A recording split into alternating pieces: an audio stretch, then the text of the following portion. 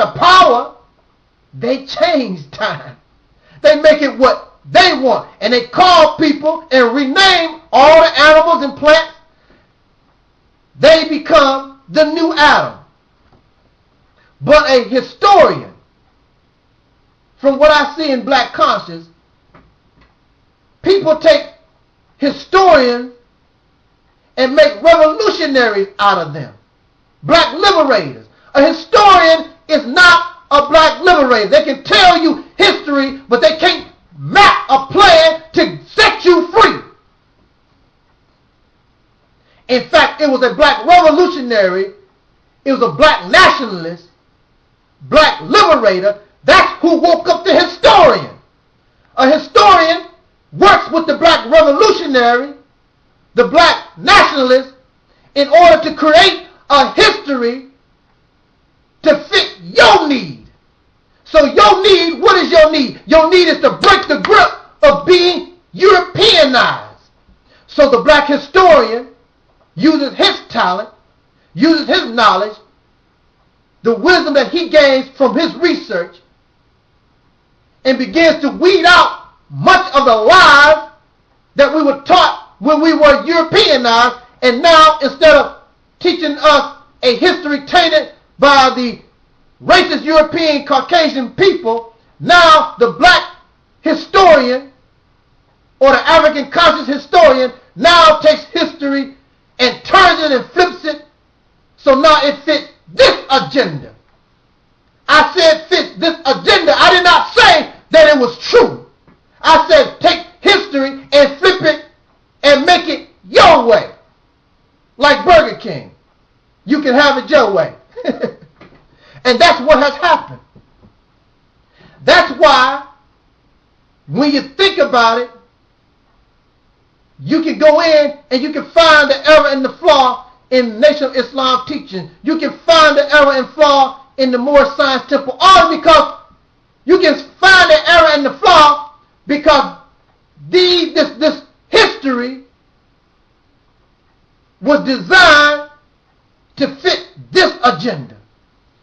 And that was good back in the day, brothers and sisters, because we needed, we had nothing. So Elijah Muhammad can talk about that the black man has been here on the earth for 66 trillion years. And many of us believe that. I said believe that because no proof is offered.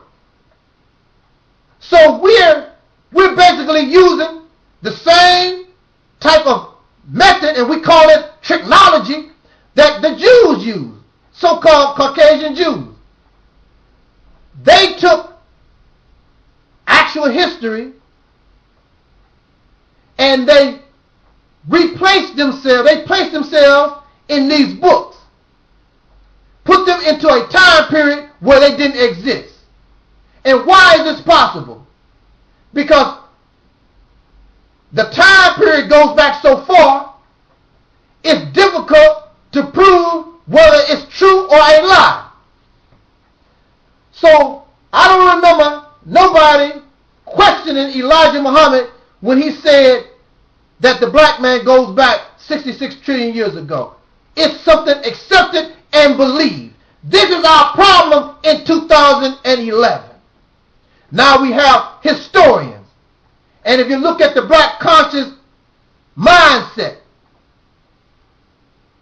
they will quickly tell you, well, this historian said, Dr. John Clark said this, and Dr. Ben said that.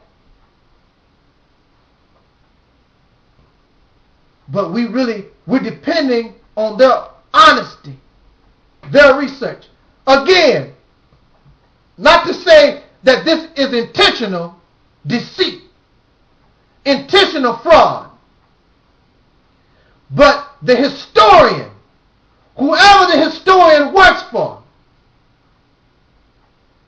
the historian is trying to tell his story.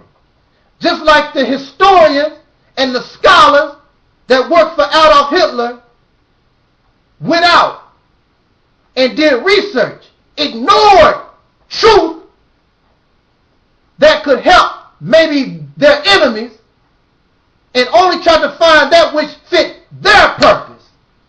Brothers and sisters, we don't want to be like that. We want to find out what the truth is, whether it hurts us or helps us. Because when we don't receive the truth, that's like being poisoned. When you are lied to, deceive, you're not told the truth, and we're being poisoned, it makes no difference where the poison comes from. Whether it comes from the racist European Caucasian people or from our own, trying to tell us something to inspire us to build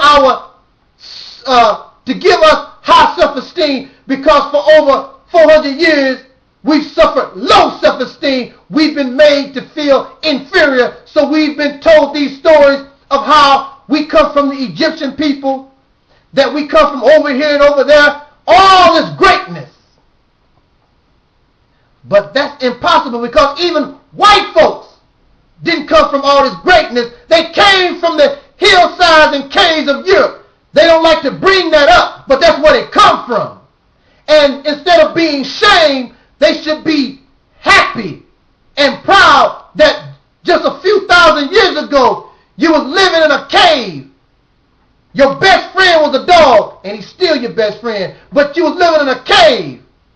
And in fact, that's why white folks said, I'm going to my den. In their houses, the male usually makes a part of the house, they call it his den. Another word for cave is a den. Not too long ago, you was in a cave, living in a den. Your best friend was a dog, walking on your all fours, eating your flesh raw. Savages. But look at you now. But you don't want to talk about that. We should want the truth, no matter what it is. It may hurt, and it might hurt your pride that you came from out of a cave. It might hurt your pride that you had to use a spear to kill your food while the white man had a gun. So you shame of that. Whatever the truth is, we need to learn how to accept it and go from there, because that's not what we are now. At least physically. Because mentally, we still are living in caves. We're still eating flesh raw. We still throwing a spear.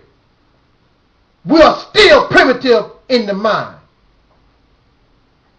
So here we are, a whole group of people trying to make revolution just based on what a historian says. That's part of black conscience. A historian supports the black nationalists, the black revolutionary. But the black historian is not a revolutionary. He does not have the mindset. He can only tell you information from a historical perspective, but they cannot give you, and none have given any plans or led any revolutions or any type of uprising with the people. They're only historians. And so you wonder why you're stuck. Because you hear about revolutions from the past, but you don't know how to do it. And you don't even have the desire, because you live too comfortable.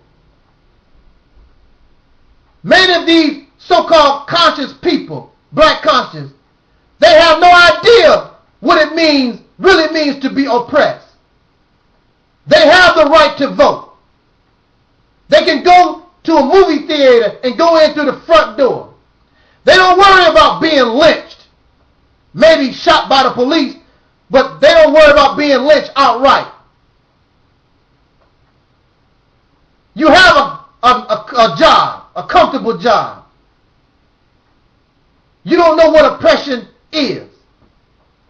So your idea of revolution, your idea of speaking out, even though you understand that we are discriminated against, you understand that we are done unjust, you really are comfortable in your oppression.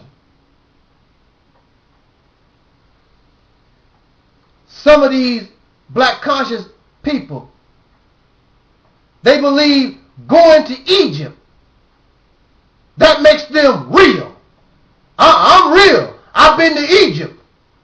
You can't tell me about Egypt. Don't let the person that if they ain't went to Egypt, they can't tell you nothing. You visited Egypt. If you came here to St. Louis, just because you came to St. Louis